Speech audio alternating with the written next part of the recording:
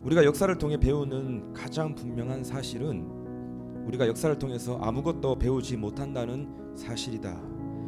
그래서 역사는 되풀이 된다라고 하는 말을 했습니다.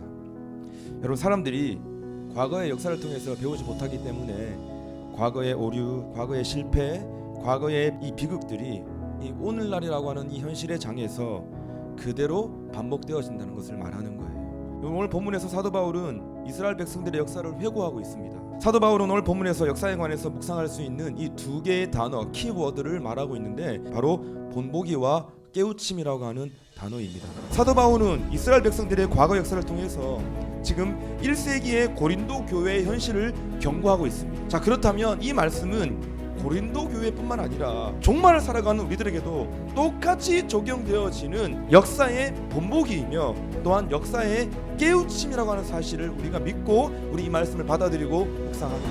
먼저 오늘 본문을 통해서 이스라엘 백성들이 역사 속에서 누렸던 그 은혜의 특권들이 있습니다. 그들이 누렸던 은혜의 특권이 무엇이었습니까? 첫 번째는 그들이 구름 안에 있었다라고 말씀하고 있는 것이에요. 여러분, 이스라엘 백성들이 광야를 행진할 때에 하나님은 그들을 구름 기둥으로 인도하셨습니다. 여러분, 지금도 우리가 광야와 같은 인생을 살아가는 동안 하나님이 우리 눈에 보이진 않지만 하나님은 우리에게 구름 기둥으로 우리를 인도하신 줄로 믿습니다. 두 번째 은혜 특권이 무엇이냐면 바다 가운데로 지나갔다는 거예요. 이스라엘 백성들의 출국 과정 속에서 최대의 난관은 바로 홍해였을 것입니다. 바다를 지나가는 것은 불가능한 사실입니다. 여러분, 그러나 하나님께서는 모세를 통해서 그들에게 기적을 베풀어 주시고 바닷길을 열어주셨습니다. 그리고 그 바다 한가운데로 지나갈 수 있도록 하나님은 기적을 베풀어 주셨던 것입니다. 사랑하는 여러분, 지금도 우리가 인생을 살아가다 보면 우리의 힘으로 도저히 돌파할 수 없는 넘실대는 홍해를 만날 때가 있습니다. 여러분, 그때마다 하나님은 그 바닷길을 열어주시고 우리가 그 홍해 한가운데로 지나갈 수 있도록 기적을 베풀어 주시고 은혜를 베풀어 주시는 살아계신 하나님이신 줄로 믿습니다. 세 번째 은혜의 특권이 무엇이냐면 바로 2절입니다. 세례를 받았다라고 얘기하고 있는데 이 세례가 무엇입니까? 이것을 알려면 로마서 6장 3절에 가보면 압니다. 그리스도 예수와 합하여. 여러분, 그러니까 세례에서 가장 중요한 의미가 무엇이냐면 바로 연합이라고 하는 사실을 우리는 반드시 기억해야만 합니다. 그러니까 본문에 보면요, 모세와 함께 연합된 삶을 살았다. 이것이 이스라엘 백성들이 누렸던 은혜였고 축복에 관한 것이에요. 여러분, 우리가 인생을 살아가면서 만남의 복이라는 것이 있습니다. 여러분, 이 만남의 복이라고 하는 것은 너무나 중요하고 너무나 귀한 복이에요. 이스라엘 백성들이 이 위대한 지도자 이 모세와 함께 광야의 행진을 할 수 있었다는 것은요, 그들이 누렸던 놀라운 특권과 은혜라고 지금 오늘 본문에서 사도 바울은 말씀하고 있다는 것이에요.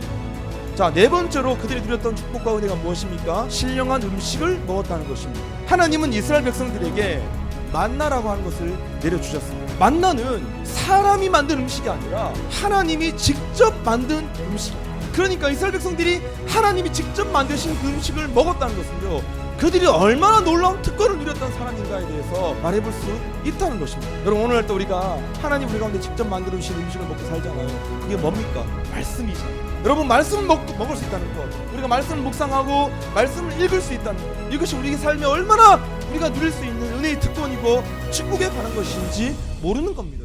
여러분, 다섯 번째 누렸던 은혜의 특권이 무엇이었습니까? 신령한 음료를 마셨다는 것입니다. 지금 어디서 나오는 음료입니까? 반석에서 나오는 음료였습니다. 여러분, 이스라엘 백성들이 마실 것이 없었을 때 하나님께서는 모세를 통해서 반석을 깨뜨리셨습니다. 그리고 그 깨뜨려진 반석에서 생명의 생수가 솟아났습니다. 그 샘물을 마시게 하신 것이 이스라엘 백성들이 누렸던 놀라운 특권과 축복이라고 지금 성경은 말씀하고 있다는 겁니다. 이 반석이 즉 누구를 가리킨다고 말씀하고 있습니까? 그 반석은 곧 그리스도시라. 사랑하는 여러분, 오늘날도 마찬가지이잖아요.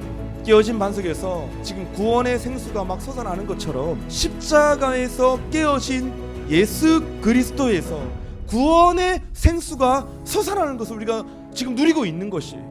자, 이렇게 사도 바울은 이스라엘 백성들의 과거의 역사를 회상하면서 그들이 받았던 은혜의 특권들을 지금 기록하고 있다는 것입니다. 자, 그런데 안타깝게도 지금 5절은 그러 나로 시작하고 있어요. 지금 이스라엘 백성들이 이러한 특권들을 받았는데 이런 은혜의 특권과 이 축복들이 계속적인 승리를 보장해 주지 않았다는 것입니다. 그래서 오늘 본문은 이스라엘 백성들이 축복의 역사를 막 열거하다가 그 방향을 바꾸어서 지금 이스라엘 백성들의 죄악의 역사를 다루고 있는 것입니다. 첫 번째 그들의 죄악이 무엇이었냐면 우상숭배였습니다. 7절 말씀은 출애굽기 32장을 배경으로 하고 있는 금송아지 사건을 말하고 있는 거잖아요. 눈에 보이지 않는 하나님, 눈에 보이지 않는 모세, 그것보다 차라리 내 눈에 보이는 화려한 것을 내가 만들어서 내가 그것을 사랑하고 섬기겠다. 여러분, 신약 성경에서 우상숭배를 뭐라고 하였습니까? 탐심은 곧 우상숭배니라 말하고 있는 것이죠. 내 마음속에 있는 욕심이 우상숭배라고 하는 것입니다. 그 욕심 때문에 하나님이 보이지 않고 여러분 그 욕심의 대상을 섬기며 살아가는 것이 우상숭배함으로 삶을 살아가는 것이라고 여러분 성경은 말씀하고 있다는 것입니다. 두 번째 죄악이 무엇이냐면 음행이었습니다. 여러분 8절 말씀 보니까 지금 이스라엘 백성들이 가나안 땅을 앞두고 시딤이라는 곳에서 여러분 모압 여인들과 음행을 하였던 것입니다. 그러니까 여러분 모압 여인들이 음행을 미끼로 우상 숭배에 빠지도록 했다는 것이었습니다. 그때 여러분 음행하고 어떻게 됩니까? 23,000명이 다 죽어버려요. 하나님이 다 멸망시켜버렸어요. 그것이 바로 여러분 이스라엘 백성들이 거했던 죄악이었던 것입니다. 여러분 세 번째 범죄가 무엇인지 아십니까? 하나님을 시험하는 것이었어요. 9절 말씀은 민수기 21장의 배경을 말하고 있는 건데 지금 이스라엘 백성들이 만나가 싫었다는 것이죠. 이들은 지금 담지 말아야 될 말을 담고 있는 것이죠. 우리 마음이 이 하찮은 음식을 싫어하는 거예요. 이 하찮은 음식 내가 안 먹겠다는 거예요. 뭡니까? 주를 시험하는 거예요. 감사를 잃어버린 것이죠. 하나님이 주신 은혜를 망각하고 감사를 잃어버린 것은 무엇을 말하는 것이냐면 하나님을 시험하는 거예요. 그래서 이들은 하나님을 시험하는 죄 가운데 거하게 되었던 것입니다. 여러분 네 번째 범죄가 무엇이냐면 바로 원망입니다. 10절 말씀 보십시오. 여러분 이스라엘 백성들의 광야 역사는 원망의 역사라고 해도 과언이 아닐 정도로 그들은 광야 시간 내내 하나님을 원망하였습니다. 그러나 여러분 하나님이 제일 싫어하는 것은 바로 원망합니다. 원망의 반대는 감사합니다. 감사하는 것은 하나님의 행하심을 인정하는 것이고 찬양하는 겁니다. 그렇기 때문에 하나님을 찬양하는 사람은요 절대 원망하지 않습니다.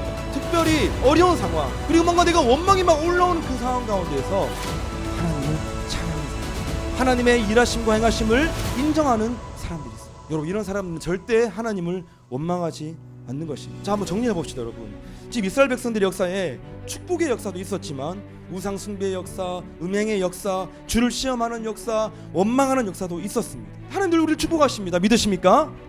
축복하시는데 중요한 것은요 하나님 주신 그 축복을 누리는 자입니다. 그런데 하나님으로부터 징계를 받는다는 개념은 뭐냐면 더 이상 하나님 주신 그 축복을 누리지 못한다는 거예요. 그래서 그들과 같이 너희는 범죄하지 말라라고 오늘 본문은 우리에게 선언하고 있습니다. 그것이 바로 12절 말씀 보니까 그런즉 선줄로 생각하는 자는 넘어질까 조심하라. 언제든지 나는 넘어질 수 있다. 여러분 우리는 항상 승리한 다음에 조심해야 되는 거예요. 항상 우리 삶 속에 함정이 기다리고 있다는 것을 우리가 반드시 기억해야 되는 것이죠. 여러분 그리고 마지막에 현실 세계에서 우리가 무엇을 깨달을 수 있냐면 모든 시험에서 승리할 수 있다는 것을 여러분 주님이 말씀하고 있습니다. 13절입니다. 사람이 감당할 시험 밖에는 너희가 당한 것이 없나니 오직 하나님은 미쁘사 너희가 감당하지 못할 시험 당함을 허락하지 아니하시고 시험 당할 즈음에 또한 피할 길을 내사 너희로 능히 감당하게 하시느니라.